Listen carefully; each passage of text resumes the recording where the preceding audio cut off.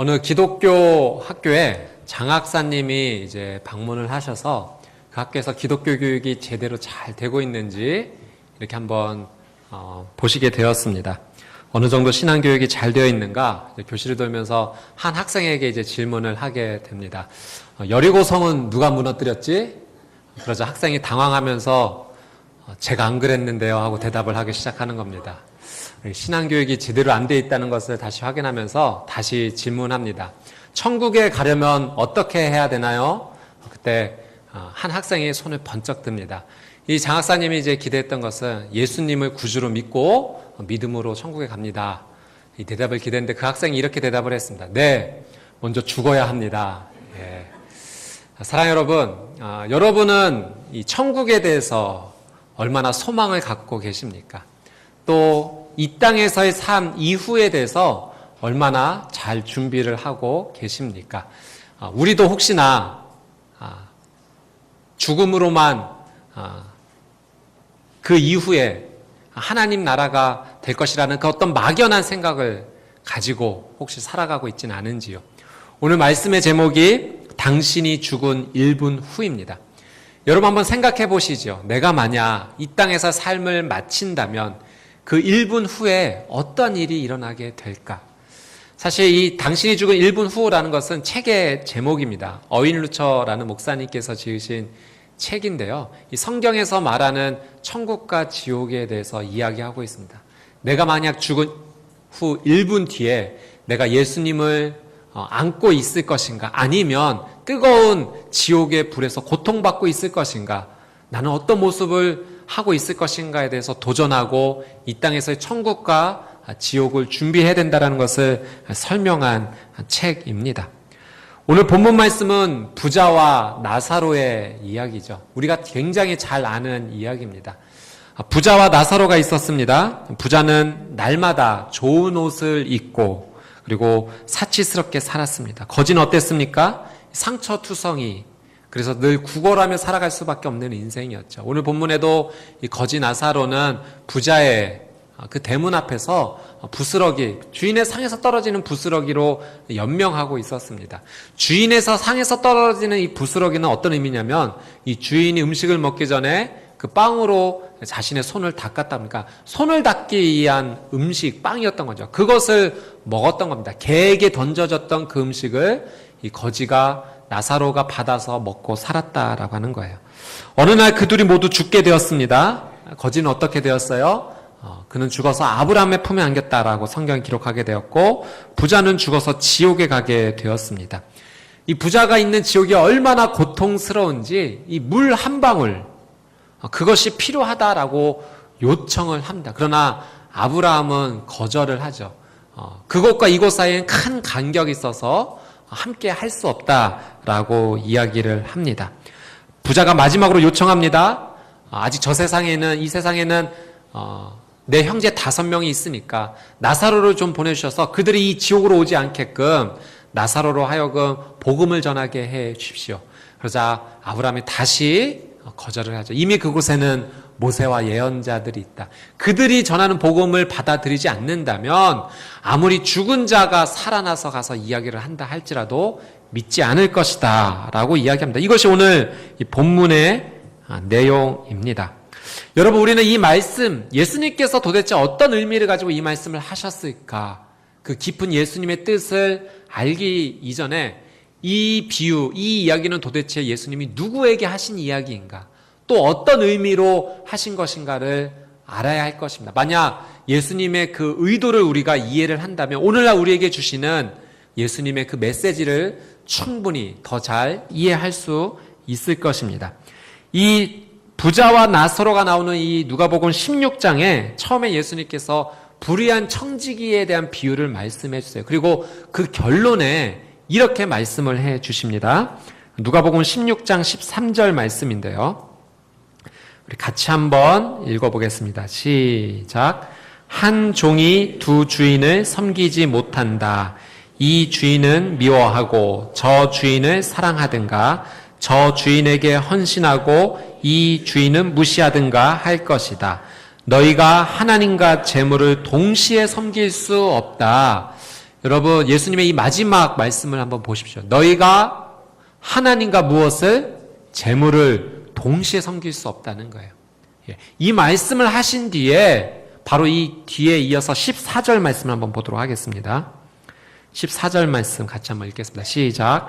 돈을 좋아하는 바리새파 사람들이 이 모든 것을 듣고 예수를 비웃었습니다. 바리새파 사람들이 예수님의 이 이야기, 하나님과 재물을 동시에 섬길 수 없다라고 말씀하신 것을 비웃었다는 거예요. 그리고 이 바리새인들은 어떤 특징이 있는가 성경이 어떻게 설명합니까? 돈을 사랑했다, 좋아했다. 여러분, 이 당시에 사람들이 이렇게 생각했어요. 물질은 하나님께서 주시는 축복이다. 물론 물질은 하나님께서 주시는 축복이죠. 맞습니다. 그런데 이것을 지나치게 확대 해석을 했어요. 그래서 물질이 많이 가지게 되는 것은 하나님이 너무 축복해 주셨고 이 사람은 하나님 보시기에 의인이다라고 생각을 했어요. 반대로 만약 물질이 없다면 저 사람은 하나님의 저주, 축복을 받지 못했고 저주를 받은 것이고 저 사람은 죄인이다. 이 물질의 소유에 따라서 의인과 죄인으로 나누어서 편견을 가지고 생각했다라고 하는 사실이죠. 하나님이 주신 것은 맞지만 영적인 해석이 잘못된 것입니다. 이런 생각을 가진 사람들에게 예수님이 물질은 섬김의 대상이 아니다라고 분명히 이야기하신 거예요. 그리고 부자와 나사로의 비유를 연이어서 말씀을 해 주셨습니다. 이 이야기는 누구에게 전해진 것인가? 누구를 대상으로? 바리새파 사람들에게 말씀하신 예수님의 이야기입니다. 아마 이 이야기를 듣고 그들은 충격을 받았을 거예요. 물질의 축복을 받은 부자는 자신들의 상식으로는 누구입니까? 의인입니까? 죄인입니까? 의인이에요. 만약 그가 죽어서 하나님의 부름, 심판을 받는다면 지옥에 가야 됩니까? 천국에 가야 됩니까? 천국에 가야 되죠. 그것이 이 사람들의 기본적인 마인드였고 생각이었어요. 근데 예수님의 이야기는 정반대였던 거예요. 이 땅에서 물질의 축복을 받았던 부자는 그가 죽어서 지옥에 갔고 이 땅에서 아무것도 갖지 못하고 살았던 죄인이라 여김을 받았던 이 거지 나사로는 아브라함의 품에 안겼다라고 하는 것이 예수님의 이야기였습니다. 예수님께서는 종교적으로 완벽한 삶을 살고 있는 이 바리새인들에게 경고의 메시지를 주신 거죠. 너희가 종교적으로는 완벽하게 하나님을 사랑하고 섬긴다고 말하고 있지만 사실은 위선이다 말씀하신 거예요.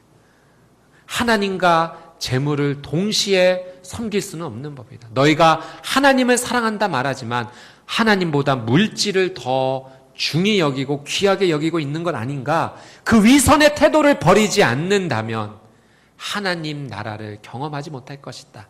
이 이야기의 부자처럼 되고 말 것이다라는 그 경고의 메시지였습니다. 또 예수님의 이 메시지는 종말에 대한 메시지예요. 반드시 이 죽음 이후에 천국과 지옥에 대해서 말씀을 해 주신 거죠. 우리가 지금 살고 있는 이 땅에서 천국과 지옥을 준비하지 못한다면, 이 이후의 삶을 우리가 준비하지 못한다면 그때는 땅을 치고 후회할 날이 반드시 올 것이다. 예수님께서 그 종말에 대해서 말씀을 해 주신 것입니다. 사랑하는 여러분, 오늘 이 부자와 나사로의 말씀이 여러분에게는 어떤 메시지로 다가옵니까? 오늘 예수님께서 정말 우리에게 질문하시고자 했던 그 질문을 다시 한번 생각해 보면서 나를 향한 하나님의 메시지를 한번 생각해 보았으면 좋겠습니다. 이 첫 번째는 가치관의 문제예요. 부자와 나사로의 이야기를 하면서 예수님은 질문하신 거예요. 누가 더 행복한 인생인가? 이 땅에서 부유하게 살았지만 지옥에 간 자가 행복한 인생인가? 이 땅에서 가난하게 살았지만 아브라함의 품에 안겨 하나님 계신 그 천국의 삶을 누리는 자가 행복한 자인가? 묻고 계십니다. 그리고 그 질문은 동시에 우리에게도 묻고 계시는 거예요. 어떤 인생을 선택하겠는가? 여러분, 이 땅에서의 행복을 소망하고 이 땅에서 행복만 집착한다면 결코 행복한 인생이 될 수 없다는 거예요. 이 땅 이후의 삶에 대해서 반드시 바라봐야 된다라고 하는 사실입니다. 누가 이 땅에 살면서 거지로 살고 싶은 사람이 누가 있겠습니까? 이왕 사는 것이라면 부자로 살고 싶죠. 많은 재물을 소유하고 살고 싶은 것이 우리 인지상정입니다. 인간의 보통 마음이 그러합니다. 그러나 예수님은 말씀하신 거예요. 진짜 행복은 이 땅에서의 재물과 돈이 결정할 수 없다라고 하시는 거죠. 이 땅에서 아무리 부자로 살아도 영원의 시간을 지옥에서 보낸다면 그는 불행한 거예요. 그러나 세상의 가치관은 무엇이라고 이야기합니까? 그 이후의 삶은 전혀 생각하지 못하게 만들어요. 그저 지금 사는 이 삶에서 많이 누리고 많이 채우고 많이 가지고 그것에 대해 목적을 가지고 살아야 된다라고 세상은 우리에게 가치관을 가르쳐 줍니다. 그러나 하나님 나라의 가치관을 가졌다라고 하는 것은요, 이 땅에서만이 아니라 이 이후의 삶에 대해서도 분명히 생각하고 살아야 되는 것입니다. 이 땅의 시간은요, 아침에 잠깐 있다가 사라지는 아침 이슬과도 같은 거예요. 오랜 것 같지만, 영원할 것 같지만 잠깐 있다 사라지는 것이 이 땅에 발붙이고 사는 우리의 삶입니다. 영원의 시간에 비하면 아침 이슬보다도 못한 시간이죠. 여러분, 지혜는 무엇입니까? 아침 이슬과 같은 시간을 준비하는 것이 아니라 그와 비교가 되지 않는 영원의 삶을 준비하는 것이 중요하다는 겁니다. 예수님께서 마태복음 5장 말씀에서 산상수훈을 말씀해 주시죠. 그리고 팔복을 말씀해 주십니다. 누가 진짜 축복받은 인생인가? 누가 진짜 행복한 인생인가? 하나님 나라를 소망하는 자가 진짜 행복하다는 거예요. 하나님 나라를 꿈꾸는 자야말로 진짜 행복하다는 거예요. 그래서 이 땅에서 비록 가난하게 산다 할지라도, 이 땅에서 애통하는 삶이 이어진다 할지라도, 이 땅에서 의에 줄이고 목마른 삶이 있다 할지라도, 이 땅에서 긍휼함을 받는 인생 산다 할지라도 불행하지 않다는 거예요. 하나님 나라를 꿈꾸고 있다면 비록 이 땅에서 내가 조금 덜 갖고 덜 채워지지 않고 눈물이 있는 것 같지만 하나님 나라를 꿈꾸는 자, 심령이 가난한 자, 천국이 저희 것이기 때문에 행복의 소망을 가지고 살아야 된다. 그것이 예수님께서 우리에게 주시는 메시지 아니겠습니까? 우리의 초점, 우리의 가치관은요, 이 땅에 머물러 있어서는 안 됩니다. 우리의 시선, 우리의 바라봄은 저 영원한 하나님 나라에 있어야 될 줄 믿습니다.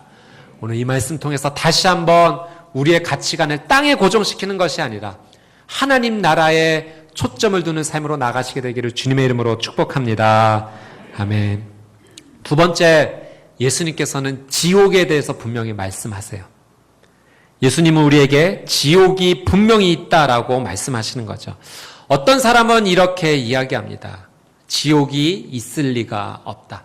하나님을 믿는 자 가운데 그렇게 이야기하는 사람이 있다는 거예요. 왜? 하나님은 사랑의 하나님이시기 때문에 그 사랑의 하나님이 지옥 같은 걸 만드실 리가 없다. 어찌 사랑의 하나님께서 영원이라는 시간을 그 사람을 고통 가운데 처할 수 있게 하겠느냐? 지옥은 있을 리 없다라는 거예요. 그저 지옥을 성경에서 이야기하는 것은 일종의 겁을 주기 위한 장치라는 거죠. 마치 부모님이 자녀를 양육할 때 너 이렇게 안 하면 혼날 거야 라고 말하는 것처럼, 그러나 끝내 그 부모님이 자녀를 다 용서하고 받아주는 것처럼 하나님도 그러실 거다라고 이야기하는 거예요. 이것이 성경에서 말하는 가치관과 반대되는 것입니다. 만인구원설이죠. 모든 사람이 구원을 받는다는 거예요. 끝내 하나님은 다 용서하신다는 거예요. 여러분, 이것이 사실입니까? 아니에요. 그렇지 않아요. 지옥은 반드시 있다. 그것이 예수님께서 우리에게 이 부자와 나사로의 이야기를 들려주시면서 우리의 영혼 가운데 주시는 말씀입니다. 여러분, 이 본문을 통해 우리가 알 수 있는 분명한 사실은 부자가 이 지옥으로 고통을 해서 너무나 힘들어하고 있다는 거예요. 그 지옥의 불로 말미암아 정말로 힘들어하고 있다는 거예요. 물 한 방울조차 너무 귀한 곳이 그 지옥이라는 거예요. 제발 물 한 방울만 내 혀끝에 닿을 수만 있다면, 그렇게 말할 수밖에 없는 것이 지옥입니다. 그리고 지옥은 어떤 곳인가? 후회가 남는 자리라는 거예요. 여러분, 지금 이 부자는 후회가 가득한 그 영원의 시간을 보내고 있어요. 여러분, 무엇이 후회입니까? 기회가 지나가고 나서 뉘우치는 것이 후회예요. 기회가 있을 때 뉘우치는 것은 회개입니다. 그러나 기회가 지나가고 나서는 우리의 삶이 후회밖에 남을 수밖에 없다라고 하는 사실이죠. 여러분, 우리에게 기회가 있음을 감사히 생각해야 됩니다. 그리고 기회가 주어졌을 때 이 기회 속에서 하나님 앞에 온전히 돌아서야 돼요. 그렇지 않으면 우리도 후회만 남는 그 지옥의 삶을 경험할 수밖에 없다는 거죠. 예수님 우리에게 무엇을 말씀하십니까? 깨어 있어야 된다라고 말씀하세요. 경각심을 가져야 된다고 말씀하세요. 기회가 지나 후회할 날이 반드시 온다라고 말씀하시는 거예요. 내게 주어진 이 날이 마지막 날, 마지막 기회라 생각하고 이 하루를 허투루 보내지 말고 믿음으로 살기를, 깨어 있기를 예수님께서는 우리에게 말씀해 주십니다. 여러분, 이 자리에 있는 어느 누구가 내일을 장담할 수 있겠습니까? 우리는 아무도 내일을 장담할 수 없습니다. 우리는 그런 능력이 없어요. 하나님 부르신다면 이제는 언제든 가야 할 준비를 해야 한다는 존재가 우리입니다. 그렇다면 우리에게 주어진 이 시간은 그냥 허투루 보내서는 안 되는 시간이죠. 깨어 있어 믿음으로 하나님 앞에 나아가야 되는 시간입니다. 여러분, 지옥은 반드시 있다는 거예요. 마찬가지로 천국이 반드시 있다라고 하는 사실입니다. 이런 하나님의 귀한 진리 앞에 깨어 있어 믿음으로 사는 저와 여러분이 되시기를 주님의 이름으로 축복합니다. 아멘. 세 번째 예수님의 질문은 이거예요. 그렇다면 이 땅에서 어떻게 살아야 하나? 지옥이 반드시 있다면, 그리고 하늘나라의 소망을 가지고 사는 자라면 이 땅을 어떻게 살아야 되나 질문하고 있습니다. 여러분, 오늘 말씀을 통해 볼 때 부자는 왜 지옥에 간 것입니까? 여러분, 천국과 지옥은 어떻게 나뉘어지는 것입니까? 성경이 우리에게 가르쳐주는 진리는 한 가지예요. 예수 그리스도, 나의 구주이신 그분을 믿음으로, 우리의 선한 행위로 가는 것도 아니고 우리의 어떤 능력으로 가는 것도 아니고 오직 믿음으로만 구원을 받는다라고 성경은 기록을 합니다. 여러분, 오늘 말씀 가운데 부자는 왜 지옥에 갔을까요? 부자는 믿음이 없었습니까? 오늘 본문에 그 내용이 나옵니까? 나오진 않아요. 믿음이라는 단어는 나오지 않아요. 그러나 예수님께서 분명히 말씀하신 메시지, 숨겨진 믿음의 비밀이 있는 거죠. 부자의 삶을 한번 보면 이렇습니다. 우리 19절 말씀을 한번 보도록 할게요. 같이 한번 읽어보겠습니다. 시작. 어떤 부자가 있었는데 그는 항상 자색 옷과 고운 베옷을 입고 날마다 즐기며 사치스럽게 살았다. 부자가 어떤 자인지 지금 설명을 해주고 있습니다. 자색 옷과 고운 베옷을 입었다. 자색이라는 이 색은요, 그 당시에 왕족, 귀족만이 입을 수 있는 색이었어요. 그러니까 이 지금 부자의 신분이 어떠한지를 우리가 미루어 짐작할 수 있죠. 그런데 그런 옷을 입는 부자가 어떤 삶을 살았다고 성경이 기록합니까? 날마다 즐기며 사치스럽게 살았다.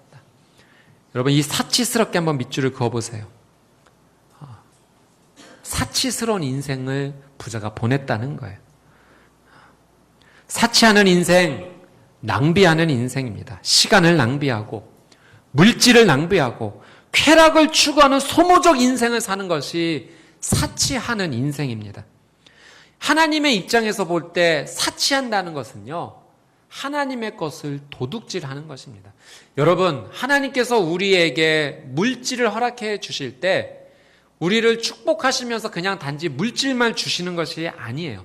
너 혼자 잘 먹고 잘 살아라 주시는 것이 물질이 아니라는 거예요. 하나님의 축복이 아니라는 거예요. 왜 우리에게 물질을 주시는가? 이 물질과 함께 책임도 함께 주시는 거예요. 사명도 함께 주시는 거예요. 나 혼자 잘 먹고 잘 사는 것이 아니라 이 물질을 통해서 함께 사랑하고 나누고 연약하고 가난한 자들을 도우라는 책임과 함께 사명과 함께 우리에게 주신다라는 거예요. 그런데 하나님께서 허락해 주신 그 물질을 나만을 위해 사치스럽게 사용한다면 그건 하나님 것을 도둑질하는 것 아니겠습니까? 사치했다라는 이 부자의 인생이 말하는 것은 그가 하나님을 신뢰하지 않고 하나님을 믿지 않는 삶을 살았다는 것을 말하고 있는 것입니다. 우리나라에 이 경주의 최부자가 계시다고 하죠. 예. 저도 이것을 이제 글을 통해서 한번 보게 되었는데요. 보통 이 부자가 오랜 가문 이어지기가 힘들다라고 합니다. 그래서 이렇게 역사를 통해 보더라도 200년 이상 지속되기가 어렵다고 하는데, 이 경주 최부자 이 가문은 무려 500년 동안 이 부자의 삶을 살았다는 거예요. 그리고 그 시간을 노블리스 오블리제, 사람들을 섬기고 그 특권을 자기의 특권이 아니라 사람들을 사랑하고 섬기는 정신으로 보냈다는 거예요. 어떻게 이런 것이 가능했을까? 경주 최부자의 가훈이 있다고 합니다. 첫째, 벼슬은 진사 이상으로 하지 마라. 권력에 대한 욕심을 내려놓으라는 거죠. 둘째, 재산은 만석 이상 하지 마라. 어느 정도 만족하고 살고 더 이상 욕심 부리지 말라는 거예요. 셋째, 과객을 후하게 대접하라. 이분들이 제가 봤을 때는 모르겠어요. 그 신앙관이 어떤지는 제가 잘 모르겠습니다만, 여러분 이것만큼은 성경적 가치관 아닙니까? 나그네를 대접하라는 이 성경적 가치관 그대로 산 거예요. 과객을 후하게 대접하라. 넷째, 흉년기에는 남의 논밭을 매입하지 마라. 남의 불행을 나의 행복으로 가져오지 말라는 거죠. 다섯째, 최씨 가문 며느리들은 시집 온 후 3년간은 무명 옷을 입어라. 여러분 오늘 본문에 나오는 부자와 대비되지 않습니까? 항생 자색옷과 고운 옷을 지켰던 그와 3년간 무명 옷을 입어야 했던 며느리들. 여섯째, 사방 백리 안에 굶어 죽는 사람이 없게 하라. 사명으로 여겼다는 거예요. 하늘이 이러한 부유함을 맡긴 것은 나 혼자 잘 먹고 잘 살라는 것이 아니라 사방 백리 안에 있는 사람들이 함께 행복하게 살 수 있어야 된다는 그 가치관. 어쩌면 이런 사명으로 그 가문이 지냈기 때문에 오랜 기간 동안 부유한 삶을 살지 않았나 봅니다. 제가 그 글을 읽어보니까 마지막에 이 가문의 마지막 부자분은 나라의 그 모든 재산을 다 기부하고 나라와 민족을 위해서 그렇게 하셨다는 이야기를 들었습니다. 스스로 그 부자의 삶을 마무리하신 거예요. 기부함으로. 여러분 우리에게 재물이 있다라고 하는 것은요, 사명이 있다라는 것을 생각을 해야 돼요. 얼마 전에 이러한 이야기도 한번 인터넷에서 한번 제가 본 적이 있습니다. 신월동 시장 인근에서 접촉사고가 있었대요. 그 정차된 아우디 차량을 손수레가 가서 이렇게 옆으로 긁었던 겁니다. 왜 긁었나 이렇게 봤더니 할머니와 손자가 이게 손수레를 끌고 가다가 그 손자가 실수로 해서 그 차량에 가서 이렇게 부딪히고 그 차량을 긁었던 거예요. 할머니는 어쩔 줄 모르고 있고 어린 손주는 할머니만 바라보고 울먹이고 있는 겁니다. 주변에 있던 어떤 학생이 일단 할머니 대신에 그 차주에게 전화를 걸어서 자초지종을 설명하고 나서 10분 정도 돼서 그 차 주인이 오셨대요. 40대로 보이는 아주머니가 오셨다고 합니다. 그런데 오자마자 이 차 주인이 무엇을 했는가? 할머니에게 고개를 숙이며 사과를 했대요. 차를 주차장에 주차 안 시키고 인근 도로변에 주차해서 이 통행에 방해가 됐고, 그래서 이 손수레가 부딪힌 거 죄송하다라고 사과를 하고 있고, 이 차주의 아주머니는 울먹이는 애를 달래주고 있었다고 합니다. 그걸 본 사람이 이 글을 적은 거예요. 그리고 이런 이야기를 하더군요. 정말 부러웠습니다. 돈이 많고 잘 살고 그런 것이 부러운 게 아니라 저분들의 인성이 부러웠습니다. 집에 오는 내내 정말 멋진 사람이라는 생각이 들었습니다. 우리의 가정과 학교가 공부보다 저런 인성을 보다 많이 가르쳐주면 어떨까 하는 생각을 하게 되었습니다. 여러분, 나라면 어땠을까? 하나님께서 우리에게 물질을 주셨어요. 물질뿐만 아니라 시간도 주셨고 건강도 주셨어요. 무엇을 위해 주신 것입니까? 나 혼자 잘 먹고 잘 살라고 주신 것입니까? 아니요. 그것과 함께 사명을 주셨어요. 책임을 주신 거예요. 도와야 할 자를 돕는 것이 성경의 뜻, 하나님의 뜻입니다. 반대로 도와야 할 자를 돕지 않는 것, 그것은 죄라고 성경이 가르치고 있어요. 잠언 17장 5절 말씀이에요. 잠언 17장 5절 말씀 같이 한번 읽어보겠습니다. 시작. 가난한 사람을 조롱하는 사람은 그 지으신 분을 비난하는 것이요 남이 당한 재앙을 기뻐하는 사람은 벌을 피할 수 없다. 예. 여러분, 우리는 조롱하지는 않죠. 그러면 죄 안 지은 것입니까? 아니요. 무관심하게 방치하고 못 본 채 하는 것, 그것 또한 하나님이 지으신 고귀한 창조, 하나님 그분을 우리는 모욕하는 것이 될 것입니다. 하나님을 의식하지 않고 믿음으로 살지 않으면 결국 낭비하고 사치할 수밖에 없는 인생이에요. 부자가 단순히 그냥 낭비했기 때문에 지옥에 간 게 아니라 그 인생이 대변하는 것, 하나님을 인정하지 않고 무시했다는 거죠. 그 마크 부캐너 목사님의 책 가운데 이런 내용이 있어서 한번 같이 나누고 싶습니다. 그분이 이 시편 84편을 묵상하면서 이런 묵상을 하시게 됐어요. 먼저 시편 84편 10절 말씀인데요. 같이 한번 읽어보겠습니다. 시작. 주의 궁정에서의 한 날이 다른 곳에서의 첫날보다 나은즉 악인의 장막에 사는 것보다 내 하나님의 성전 문지기로 있는 것이 좋사오니. 이 고라 자손이 쓴 시, 내가 하나님 전에 머무는 인생 살고 싶습니다. 이거 얼마나 귀한 고백입니까? 악인의 궁정에 사는 것보다 내 하나님의 성전에 문지기로 사는 것, 나는 그걸 소망합니다. 여러분, 이런 고백들이 많아지면 어떨까요? 너무너무 행복한 일 아니겠습니까? 예. 나는 하나님의 교회를 사랑합니다라는 사람들이 모이면 정말 어마어마한 역사가 일어날 거예요. 근데 이 시편 84편에 특이한 구절이 한 구절이 있습니다. 84편 3절 말씀인데요. 우리 3절 말씀 같이 한번 읽어보겠습니다. 시작.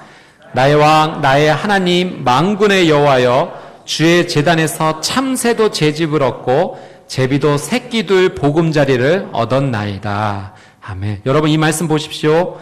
주의 제단에서 누가 집을 얻었습니까? 참새, 또 제비, 새끼들 보금자리를 얻었다는 거예요. 여러분, 한번 상상해 보세요. 하나님의 성전이 있는데 그 성전에 참새와 제비가 자기들이 머물 공간을 마련했다라고 하는 사실이에요. 이 목사님이 이 구절을 봤을 때 이것이 무슨 의미일까? 하나님의 교회를 노래하면서 왜 참새와 제비가 등장하는 걸까? 잘 이해가 되지 않았어요. 그러던 가운데 이 목사님께서 케냐에 한 교회를 방문하시게 됩니다. 그 케냐가 돌로 만들어진 교회였는데요. 실제로 그 교회 건물 안에 새들이 날아와서 이렇게 교회 안을 돌아다니는 것을 보게 된 거예요. 그걸 보면서 이 시편 84편이 기억났던 거죠. 우와, 정말 말씀이 이렇게 실제적으로 일어났네요, 주님. 참새와 제비가 이렇게 성전 안에서 노니는 것이 너무너무 신기합니다. 그런데 그 모습을 보면서 갑자기 큰 깨달음이 목사님에게 찾아왔던 거죠. 여러분, 새가 성전에서 막 날아다니다 보니까 새가 실수를 하는 거죠. 이게 때가 되면 알아서 좀 밖에 나가서 정해진 장소에서 일을 처리했으면 좋겠는데 그냥 그곳에서 날아다니면서 일을 보는 거예요. 여러분, 상황이 어떻겠습니까? 지저분해졌겠죠. 그런데 그 교회에 있는 분들이 그것을 개의치 않았던 거예요. 그리고 깨달았어요. 아, 시편 84편의 참새와 제비는 이런 의미였겠구나. 만약에 여러분, 우리의 교회 안에 참새와 제비가 날아들면 어떤 일이 일어나겠습니까?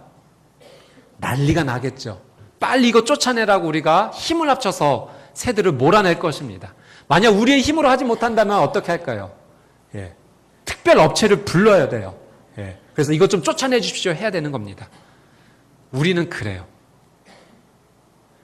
여러분, 이 시편 기자가 이야기했던 참새와 제비는 단순히 새가 아니에요. 참새와 제비는 보통 새입니다. 그렇게 고귀한 새가 아니에요. 그렇게 고귀하지 못한 존재도 하나님의 제단 안에서 머물 곳을 찾았다는 거예요. 우리의 주변에 우리가 고귀하게 여기지 않는 사람들이 있을 수 있다는 거예요. 그렇게 큰 가치를 두고 소중하게 여기지 않는 대상이 있을 수 있다는 거예요. 만약 그들이 하나님의 제단에 찾아온다면 우리는 그들을 환영하고 사랑하며 함께 하나님의 교회에서 공동체 생활을 하자고 그들의 손을 붙잡을 것인가? 아니면 그들을 외면할 것인가? 여러분, 우리의 교회는 어떻습니까? 우리의 가정은 어떻습니까? 나는 어떤가요? 내가 예수 그리스도를 구주로 고백하고 믿는다 이야기하지만 내게 주어진 사람들을, 연약한 사람들을, 거지 나사로와 같은 사람들을 정말 귀하게 여기고 하나님의 마음으로 사랑하고 있는가? 오늘 예수님은 우리에게 그것을 질문하고 계신 거예요. 제 신문에서 굉장히 감동 있는 기사를 읽었습니다. 연대 세브란스 병원이 개원 125년을 맞이해서 이런 일을 했대요. 해외에 아주 가난한 환자를 초청해서 무료로 치료해 주는 것을 했습니다. 그때 소개받은 어린이가 케냐에 살고 있는 12살 어린이, 선천성 심장기형을 가지고 있어서 지금까지 살아있다는 것 자체가 기적인 이 어린아이를 초청을 합니다. 아버지는 지체장애였어요. 잘 걷지도 못하고 남의 농사를 대신 지어주시는 분이셨어요. 한 달에 얼마 버는가? 5만 원 법니다. 그걸로 5명 식구가 생계를 유지하는 거예요. 세브란스 병원이 수술비, 입원비 다 포함해서 5천만 원이라는 이 돈을 기부해서 아이를 건강하게 치료해 주었습니다. 안전하게 잘 돌아갔어요. 1년 6개월 뒤에 이 아버지로부터 편지가 병원에 옵니다. 그 안에는 예전에는 이 어린이, 이 아들이 걷기만 해도 숨이 찼는데 이제는 뛰어도 괜찮다라는 그 소식도 함께 전하면서 나중에는 비행기 조종사가 되고 싶다라는 그 꿈을 가지게 되었다라는 내용도 편지 내용에 보내왔어요. 그리고 1년 6개월 동안 정말 최선을 다해서 모은 돈이라며 10달러를 동봉해 온 거예요. 여러분, 10달러. 우리나라 돈으로 환율로 하면 11,000원 정도 될까요? 그리고 이런 이야기를 합니다. 받을 자격이 없는 자에게 값없이 주는 것이 은혜라면 저는 은혜를 많이 받은 사람입니다.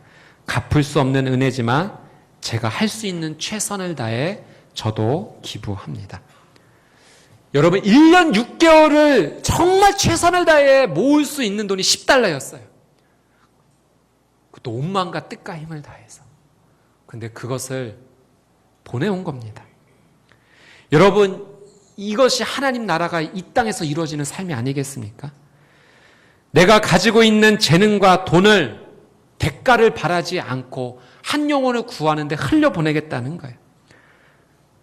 병원이 그 일을 했습니다. 그래서 죽어가던 한 소년이 비행기 조종사가 되고 싶다라는 꿈을 갖게 되었어요. 그리고 그 아버지는 1년 6개월을 최선을 다해서 10달러를 기부한 것입니다.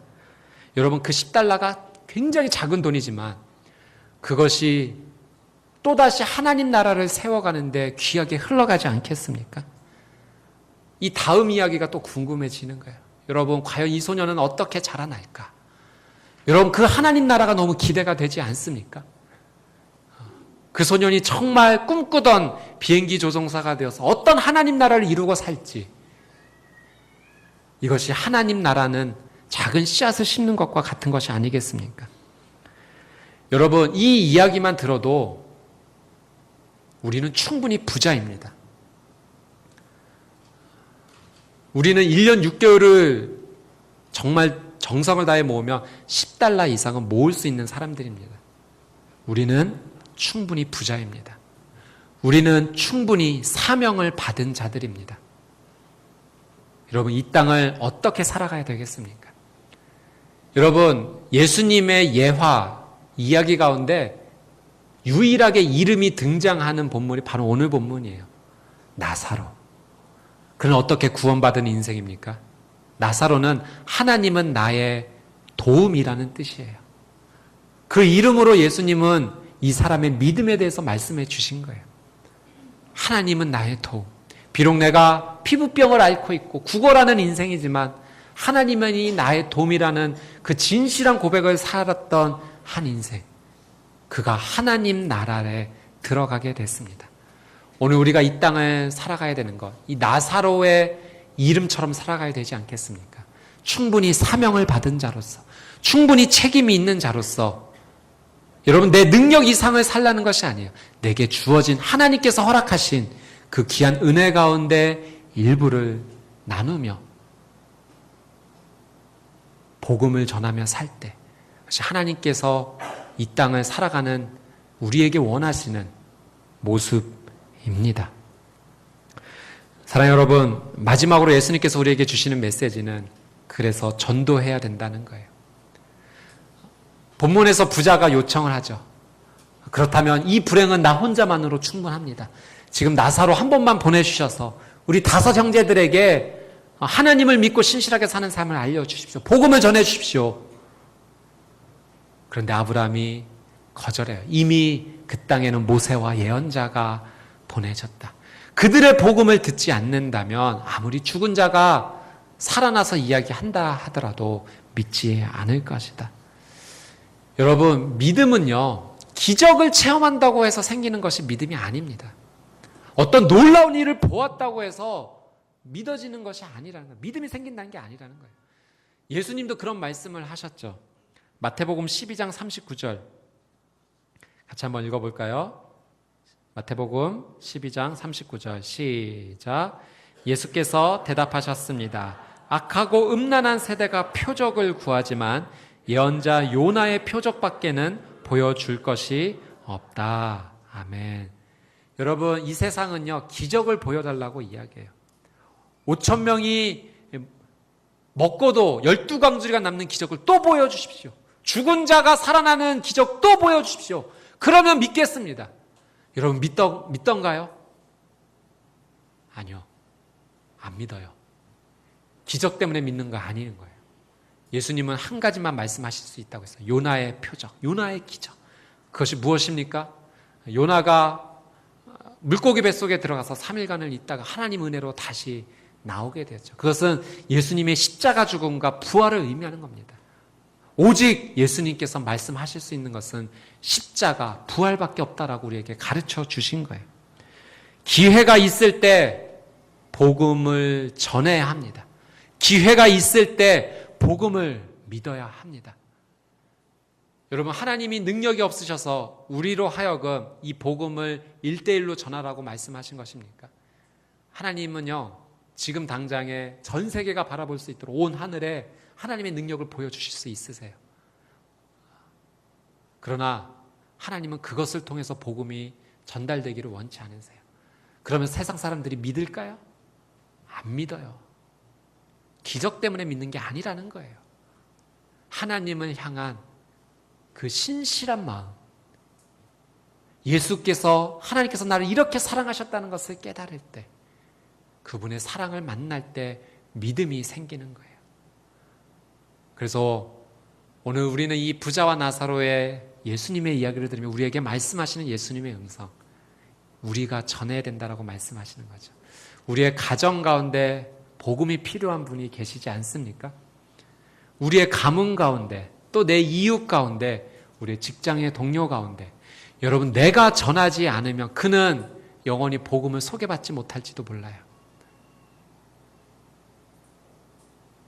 복음이 전해지지 않는다면 후회가 남을 것입니다. 사랑하는 여러분, 오늘 예수님께서 우리에게 주신 귀한 말씀, 이 말씀 통해서 다시 한번 하늘나라를 소망하고 우리에게 주어진 사명과 책임을 다시 한번 느끼면서 복음을 위해 살아가는 저와 여러분의 삶이 되시기를 주님의 이름으로 축복합니다. 아멘. 오늘 주신 말씀 붙잡고 우리 같이 한번 기도하며 나가기를 원합니다. 같이 한번 기도합시다.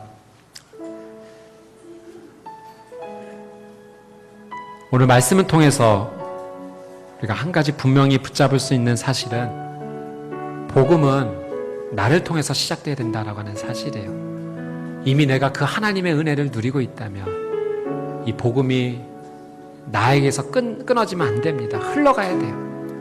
여러분, 우리 가정, 우리의 가문, 내 친구, 내 동료를 위해서 같이 한번 중보하며 기도합시다. 주님, 그들에게 복음을 전할 수 있는 인생 나로 하여금 살게 해주시고, 그도 세상의 가치관으로 살아가는 인생이 아니라, 그래서 나중에 그 뜨거운 영원한 불 속에서 후회하는 인생이 되지 아니하도록 하나님, 우리가 계속 함께 하나님의 품 안에 머물 수 있도록, 영원의 시간을 준비할 수 있도록 이 하나님의 놀라운 은혜가 나로부터 시작되게 하여 주시옵소서. 우리 사랑하는 가족을 위해, 가문을 위해, 우리의 친구와 동료를 위해서 우리 같이 한번